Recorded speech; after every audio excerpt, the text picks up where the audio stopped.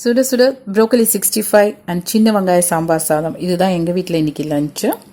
இன்றைக்கி நம்ம சேனலில் broccoli65 எப்படி பண்ணுறது தான் பார்க்க போகிறோம். பாருங்கள், ப்ரோக்கலி வந்து எவ்வளோ கிறிஸ்பியாக நல்லா வந்திருக்கு. இப்போ ப்ரோக்கலியை எப்படி வந்து வாஷ் பண்ணி எப்படி ஸ்டீம் பண்ணுறதுங்கிறது நான் ஏற்கனவே உங்களுக்கு வேறு ஒரு வீடியோவில் போட்டிருக்கேன். அதோட லிங்க் மேலே ஐ பட்டனில் இருக்குது, பார்க்காதவங்க பார்த்துக்கோங்க. இப்போ 4 மினிட்ஸ் நம்ம ஸ்டீம் பண்ணது ப்ரோக்கலி நல்லா கிறிஸ்பாகவே இருக்குது. ஒரு வெங்காயம் 4 பூண்டு கட் பண்ணி வச்சுருக்கேங்க. ஒரு சின்ன துண்டு இஞ்சியும் எடுத்து வச்சுருக்கோம். இப்போ பார்த்தீங்கன்னா 2 கரண்டி கடலை மாவு, 1 கரண்டி அரிசி மாவு, கொஞ்சம் மஞ்சள் தூள், உப்பு, அப்புறம் வந்து கரம் மசாலா அது ஒரு டீஸ்பூன், அண்டு நல்லா காஷ்மீரி சில்லி பவுடர் கலர் கோசம் அது ஒரு டீஸ்பூன் போட்டிருக்கேன். அதுக்கப்புறமா அந்த அரைச்சி வச்ச வெங்காயம் பூண்டு இஞ்சி அந்த பேஸ்ட்டையும் போட்டு நல்லா பிசிறிக்கணும். தண்ணி ஆட் பண்ண தேவையில்லை, நம்மளுக்கு அந்த வெங்காய சாறு அதுலேயே இருக்குது தண்ணி. இப்போது அந்த ஸ்டீம் பண்ண ப்ரோக்கலியும் போட்டு நல்லா பிசிறிக்கோங்க. இப்போ பார்த்தீங்கன்னா நல்லா ஓரளவுக்கு கெட்டியாக இருக்குது. அதில் ஒரு அரை மூடி எலுமிச்சம்பழத்தை பிழிஞ்சுக்கோங்க. கொஞ்சம் அந்த டேஸ்ட் நல்லாயிருக்கும் ஃப்ளேவருக்கு. அப்புறம் 2 சின்ன டீஸ்பூனில் நெய் ஊற்றிருக்கேங்க. நல்லா பிசிறி ஒரு 2 மினிட்ஸ் வச்சுக்கோங்க.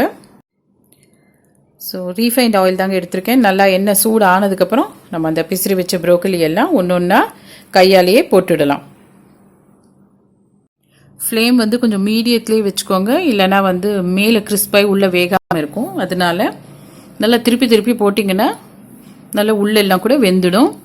இந்த லெமன் எல்லாம் நம்ம ஆட் பண்ணதுனால டேஸ்ட் வந்து ரொம்பவே நல்லாயிருக்கும். வேணும்னா நீங்கள் வந்து பெப்பர் கூட தூவிக்கலாம்.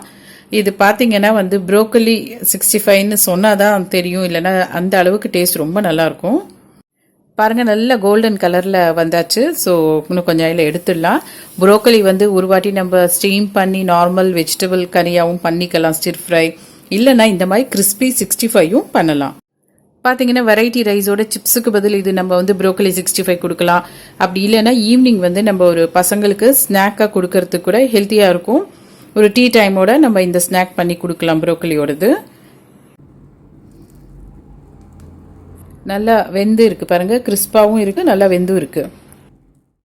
ஸோ broccoli65யோட சின்ன வெங்காய சாம்பார் ரைஸ் லஞ்சுக்கு வந்து ரொம்பவே ஃபில்லிங்காக இருந்தது.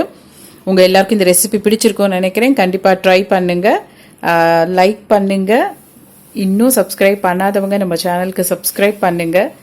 அப்புறம் வந்து மறக்காமல் கமெண்ட்ஸ் போடுங்க. உங்கள் கமெண்ட்ஸ் தான் எனக்கு வந்து இந்த சேனலை வேறு எப்படி இம்ப்ரூவ் பண்ணணுங்கிறதுக்கு ஒரு ஐடியா கொடுக்கும்.